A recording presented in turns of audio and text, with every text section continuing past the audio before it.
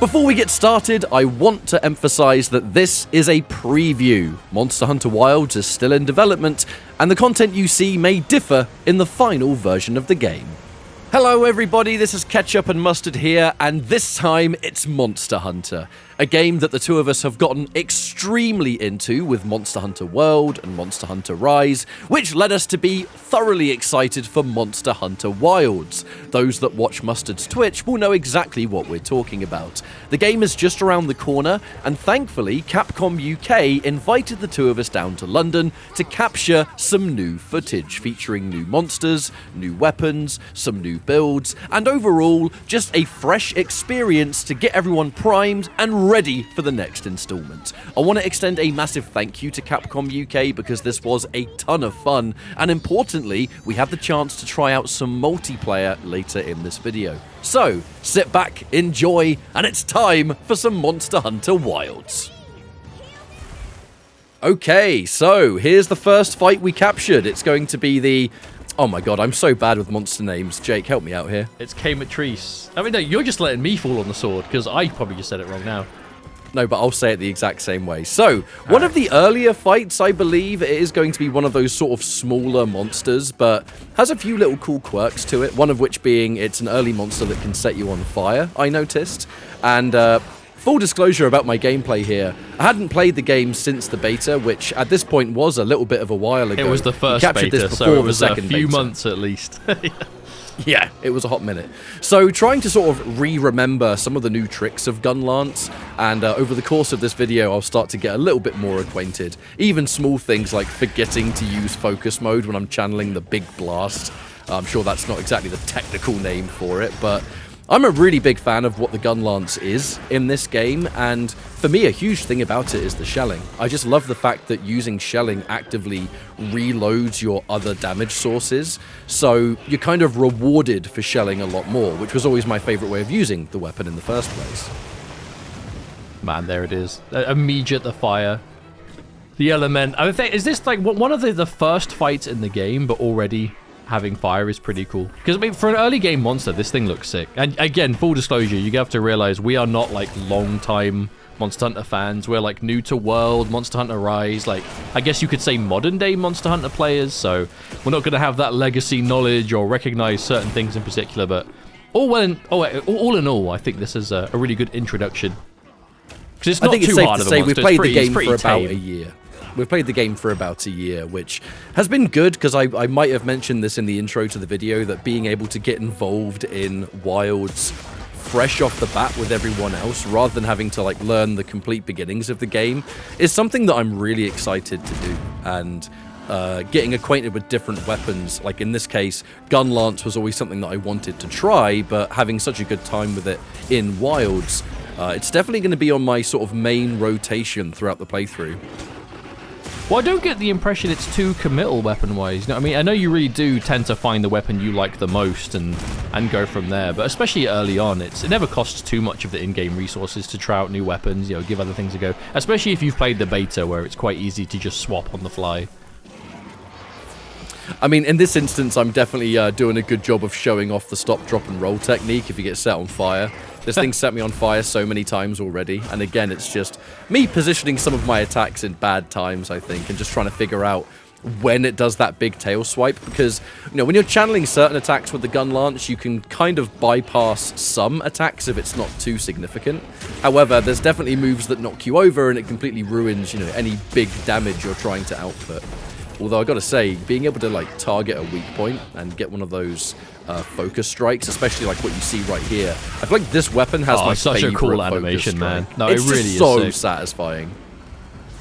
I think a lot of those attacks, at the very least, even if you haven't seen the monster before, it has a lot of like obvious like wind-ups where it's going to go for like a sweep or just some generic hits, I suppose. You're also knocking it over a ton. I dread to think what it's going to be like when you start getting like some of those armor skills like Slugger or anything else that knocks down, because this thing is just stuck.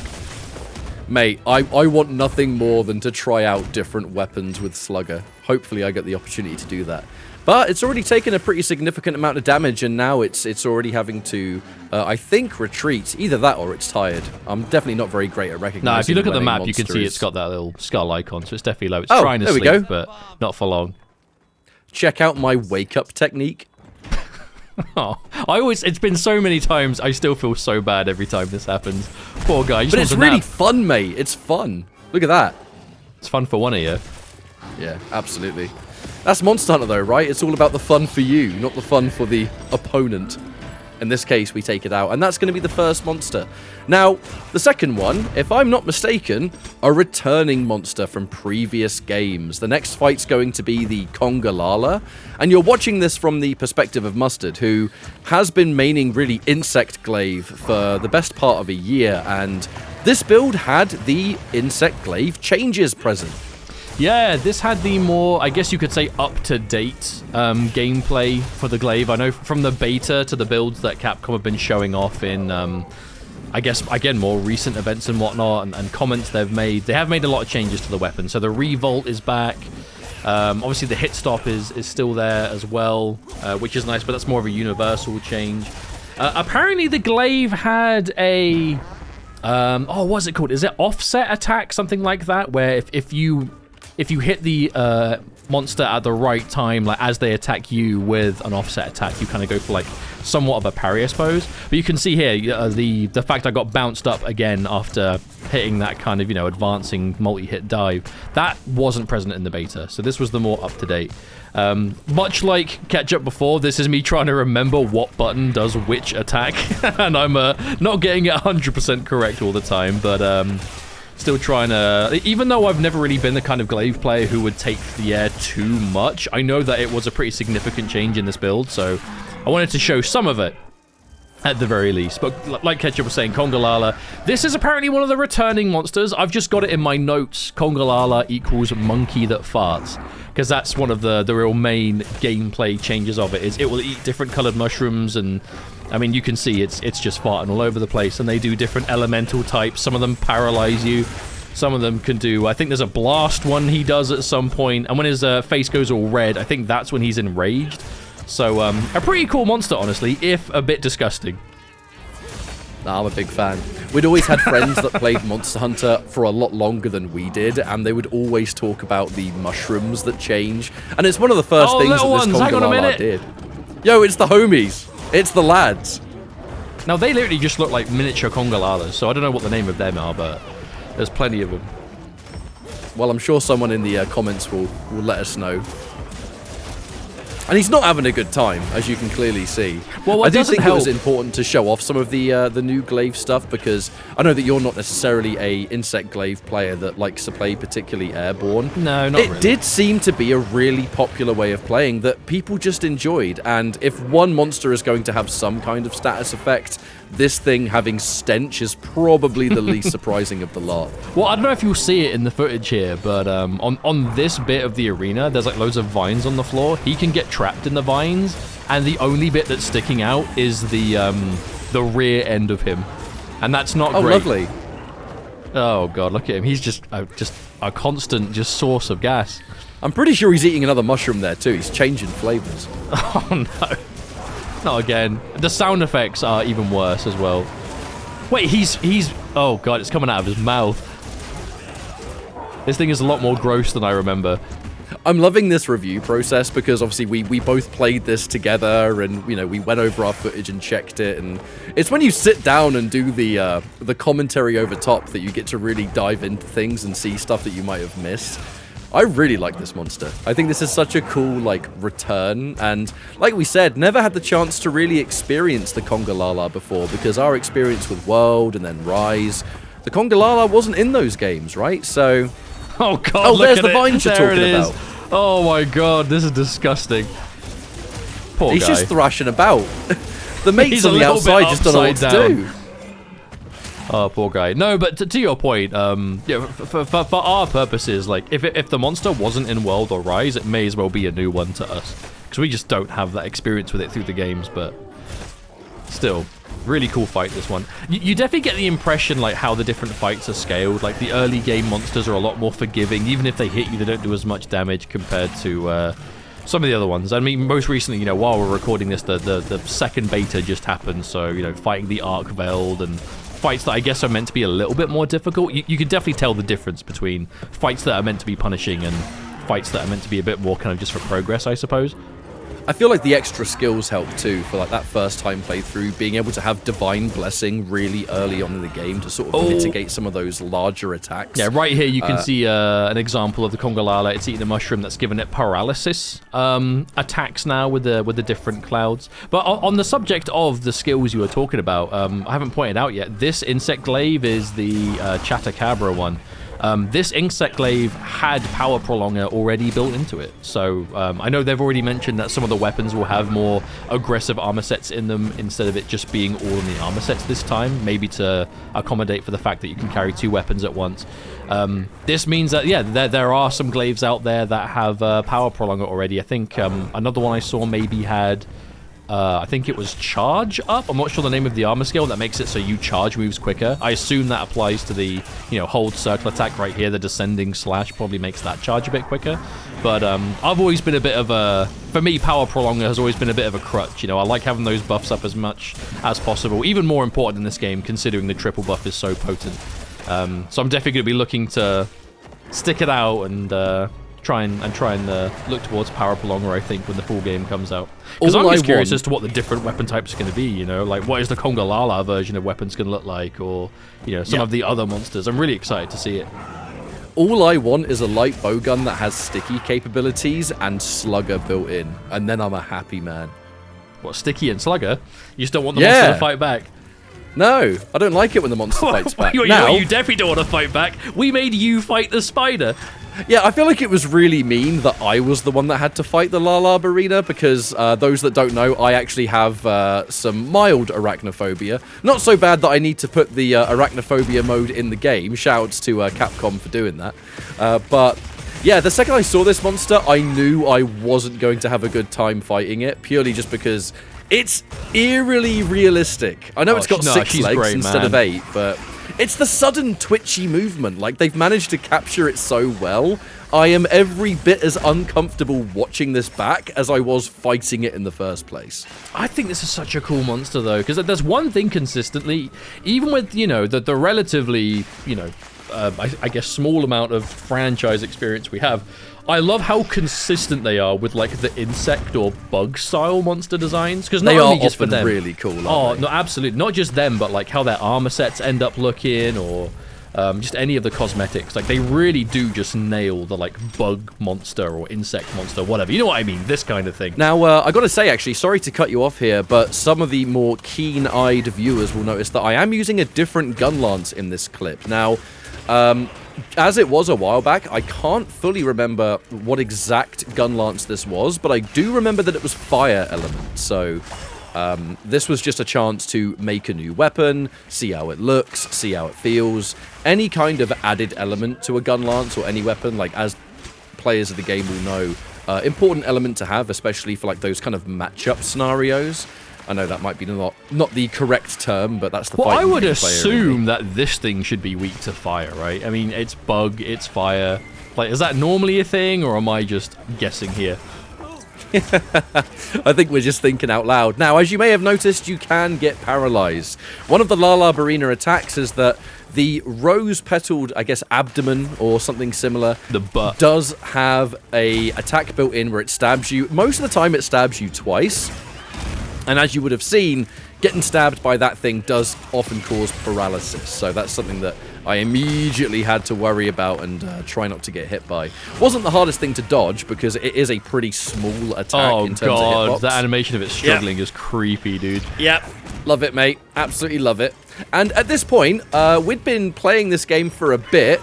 You know, we're just trying to capture the hunts and the monster fights. I've only just remembered the importance of using the focus mode during your charged shot with gun lance. I'm not going to tell you exactly how long it took me to figure it out. Does that basically just it was longer than I'd like to admit, right? Yeah, it makes it much easier to aim everything with the gun lance using that focus mode, and it's something that I've definitely done in the second beta, but I definitely forgot about it here, which is something I'm ashamed of. That's all right. You're managing okay. You just broke something. That's sick, though. Look at that. Look at the legs. Yeah, it's awesome. The biggest thing is Shredded. just permanently knocked over. That's a lot of damage.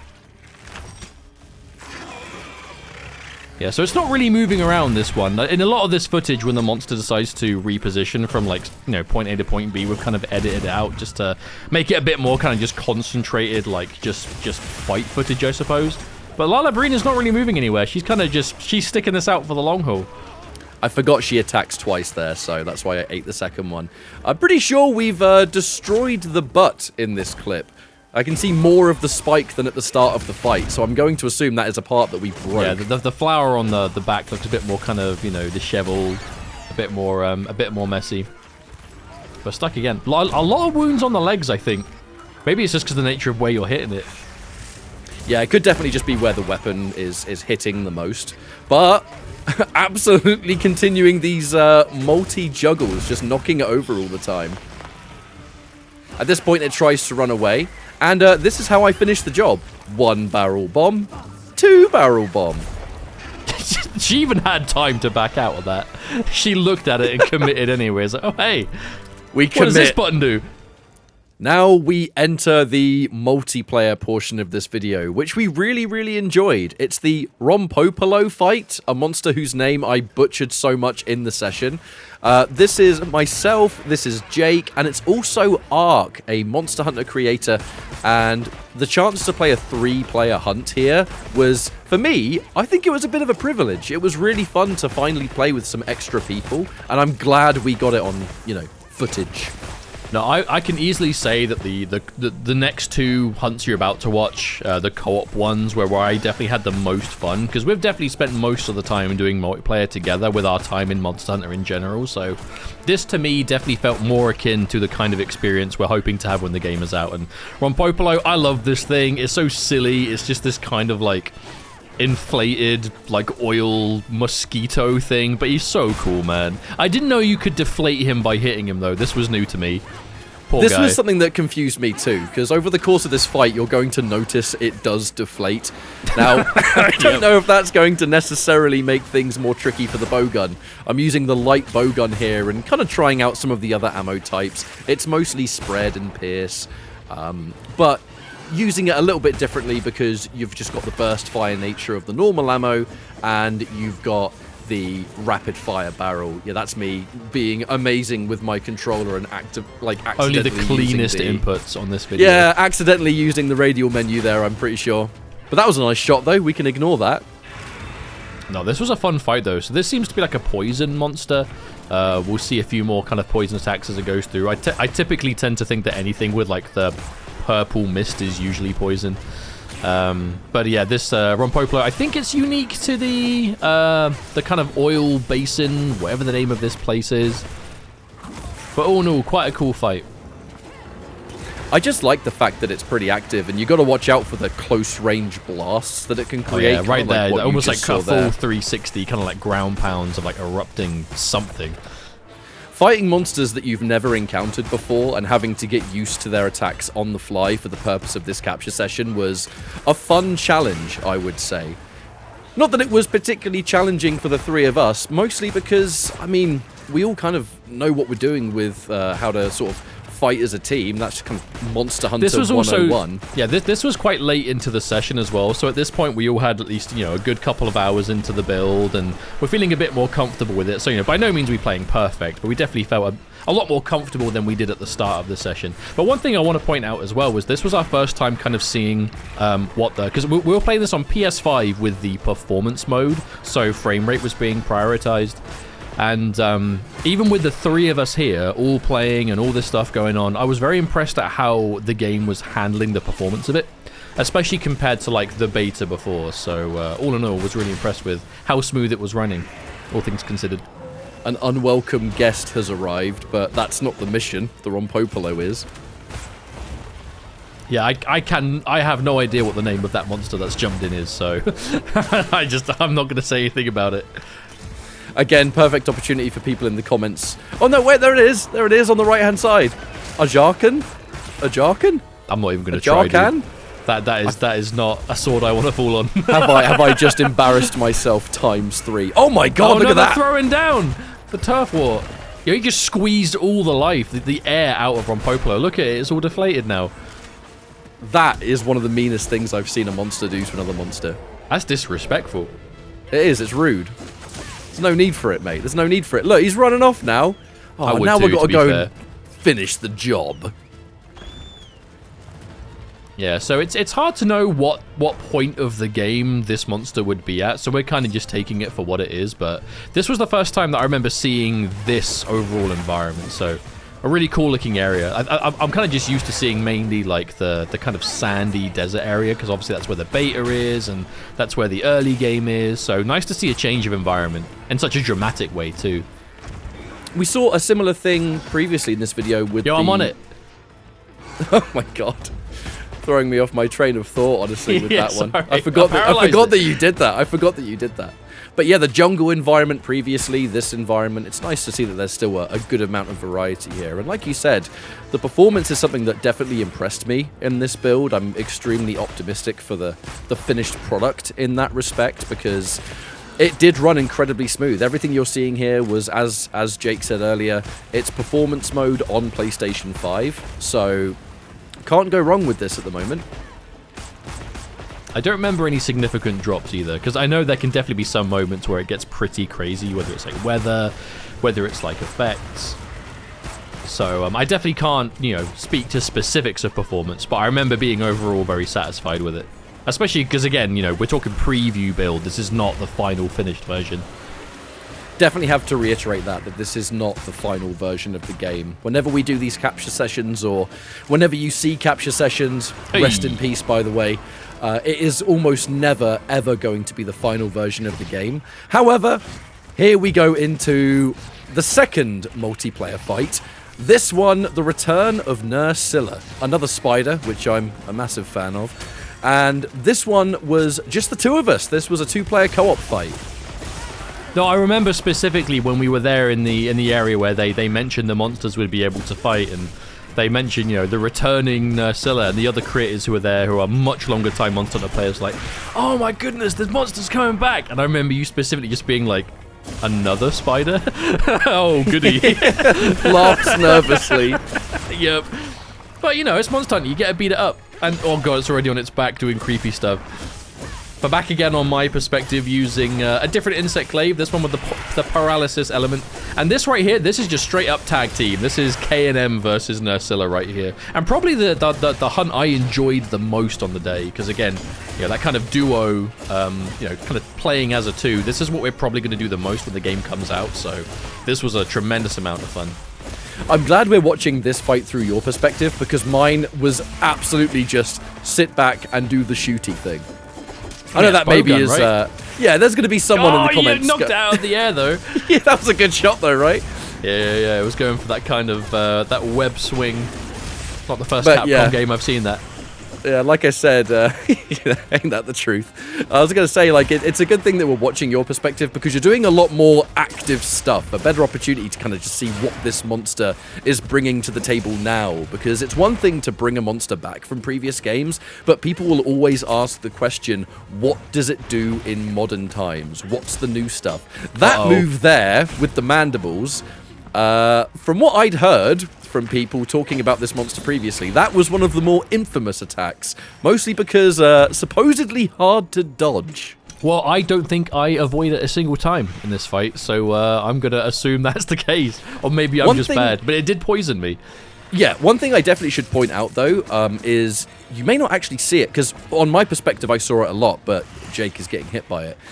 The mandible attack, where it does extend forward, Wilds does have that mechanic where if you focus strike certain attacks when the monster is whiffed, like there, this move right here, when Nerscylla is recovering from that, and you just saw me do it, when it recovers from that attack and you focus strike, it allows you to hit a massive punish that a lot of the time will knock the monster down. In the case of Nerscylla, that is one of the best moves that you can set up I don't want to say free stun, just in case that's not final and maybe there are adjustments down the line, but it's a good punish to have.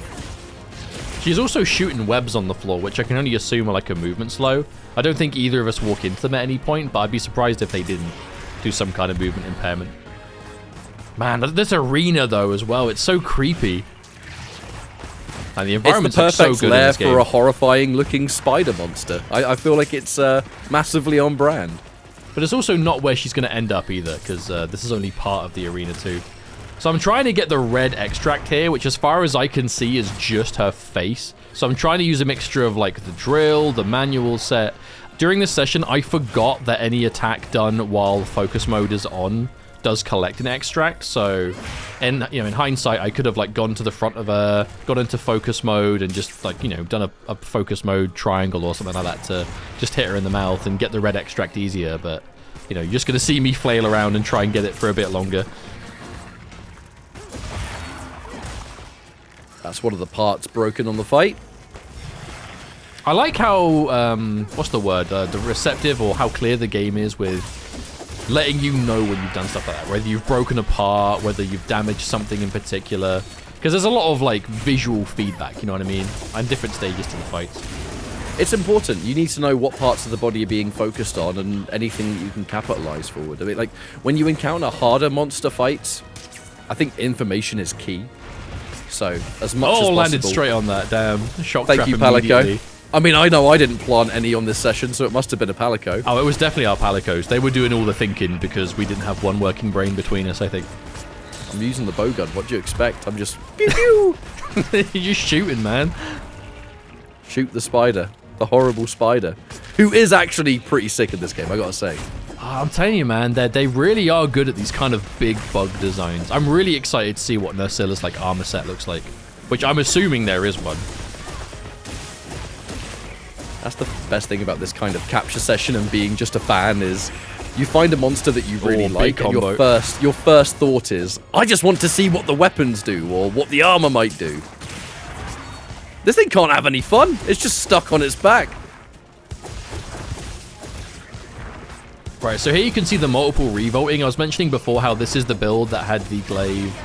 And yeah, and it ended in the mount too. That was a pretty cool sequence. This was the build of the glaive where it's the more up-to-date version where if you hit the monster with an airborne attack, it will vault you back into the air again, which obviously wasn't the case in the beta, but is in this version and will be onwards. Not gonna lie, even as someone who didn't have too much of an aerial playstyle with the glaive before, it feels much better to have it. I like how they made the decision to bring the revolt back, because even if you kind of don't need to be in the air all the time, it is a fun thing to do. It's a very flashy way to use the weapon. It's a way that's like really iconic with the glaive. And also it's optional, you know what I mean? Like, if you don't want to play that way, then you don't need to. But if you do want to play that way, it's nice to have the option. So I'm really pleased they brought it back. It's trying to get away. Yeah, where she ends up, I don't want to spoil it, but, is it an unpleasant arena? So she's currently trying to go back to where the lair is, and I don't believe it's particularly far away at this point, actually. No, I think it's around the corner. We'll see it soon enough anyway. Trying to get some hits in as she moves away, but... Well, her movement's really unpredictable, and I have absolutely no idea where she's going, so I'm missing pretty much all of my shots there, which is all waiting in time. Oh, God. Look at the little ones! Oh, look at the little ones, mate. Oh, this place looks... I don't even have a problem with spiders, but even I'm feeling uncomfortable looking at it. Ugh. They've just nailed it. Like, they've nailed just... take the worst things that you hate about spiders and turn it into a whole monster. Look. No, she didn't have much health left, so I think she just wanted to show us her house before the end. Now, I kept this footage in because the job isn't done. Too many little spiders. They want revenge. Look at it. You can tell it. I'm not going to be satisfied until every last one is out of the picture. And then eventually, yeah, that's going to be the end of the Nerscylla fight. That was a lot of fun. That was definitely the one I enjoyed the most the entire day. You know, the co-op played a big part of it, but really enjoyed it. Now, this one is the final fight of this video, the Uth Duna. This was a chance to try a new weapon. In this case, I'm using the heavy bowgun and trying out the Pierce ammo. Now, one thing I really want to point out that I was very, very happy with as a bowgun player of both varieties is the sheer amount of infinite ammo you can get on the, I guess we could call them common ammo types, like the Pierce ammo damage, level 3.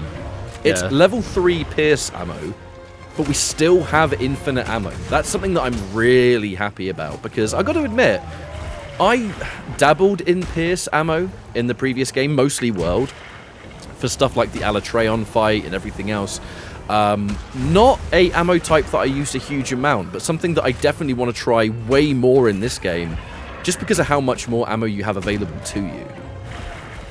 Yeah, as someone who's never played too much bowgun, I like the idea of the base ammos being unlimited, because it just means you're not going to be messing around crafting ammo as much, because that is an element of the weapon that was always a bit off-putting to me, which I know might be a hot take to long-time bowgun users, but I don't know, I just didn't really care for the idea of messing around in your inventory and having to, you know, craft ammo types in the middle of it. And if you do just want to play like spread or pierce, if you're against something big like this, I think you got quite fortunate that you just happened to try out the heavy bowgun against probably the biggest monster we would have hunted so far in this game, and you're seeing it was absolutely a happy accident.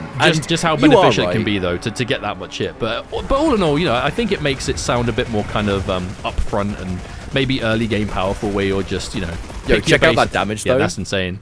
Just pick your base ammo type and just go nuts. Because I remember using a bit of spread 3 on heavy bowgun in World, and that was fun. But again, you really had to, like, you know, but by that time I was already quite late game, so I was able to instantly do like a full build towards it, whereas obviously, you know, early game you can't really rely on that as much. So also complete letting you know, most of these times I remember saying, hey Ryan, remember you can block with heavy bowgun. Oh yes, I do remember it well. So because I hadn't used the heavy bowgun up until this fight, I forgot that you can block with it, which is really embarrassing because I used so much gun lance beforehand. You'd think there'd be some fundamentals there still in my brain, but apparently not. Every time I'm getting swiped here, Jake is in my ear saying, Ryan, like, I'm sorry to be a broken record here, mate, but you can block. And I just keep saying, I know, I forgot. And then it would happen again. But this is a fun every fight. time I see you go for that slow dodge. Like, you know you can block though, bro. Just letting you know. Yeah, I know. I'm just trying to do it the hard way. You know what I'm saying? I can't make it too easy. But this was a fun fight though. Water Blight being... Dude, this monster looks sick. It's just flabby water thing. There's a lot of different elemental effects that the monsters throughout the playthrough will apply to you, and it's just a great way of teaching you what effects do what, really. And Water Blight is something that you definitely have to get used to, because... Well, I noticed that the Palicos are very supportive in this with you, like, where most of the time it feels like if you get anything applied, the Palico will come straight up to you and do some kind of like status cleanse or whatever it is. But man, I remember never really being a huge fan of Water Blight, especially if you use a weapon that's quite stamina hungry.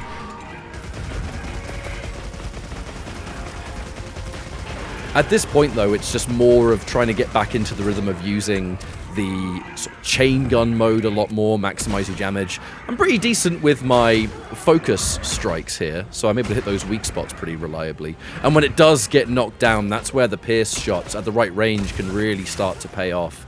But this is one of the larger fights that you encounter at this stage. Not just saying the size of the monster, but the scale of the fight. There's a lot more going on here. I definitely get the impression that it's not going to be the full fight. You know, the objective is repel the Uth Duna, so I wonder if maybe you have to like fight it properly later on. I'm not sure. I guess we'll find out. Just to reiterate, we were able to play a little bit of the game through. The fights were what we certainly wanted to prioritize and just show a little bit of the combat. Those of you that are a bit more Monster Hunter minded will be paying a lot of attention to specific kind of attacks that the monsters are using and stuff like that. Not something that we're as accustomed to, being slightly newer. And I know we've played it for a year, that sounds like a long time, but to Monster Hunter players, that is a drop in the ocean when it comes to how much legacy this franchise has. But we are reaching the end of this fight, so I definitely want to extend a massive thank you to Capcom for bringing us into London to capture the footage that you're seeing now. Thank you for joining me here, Jake. It was a really good time, man. I'm really happy to do it. So thanks to Capcom, thanks to you guys for watching, thanks for Ryan for, you know, doing this with us, and more in the future.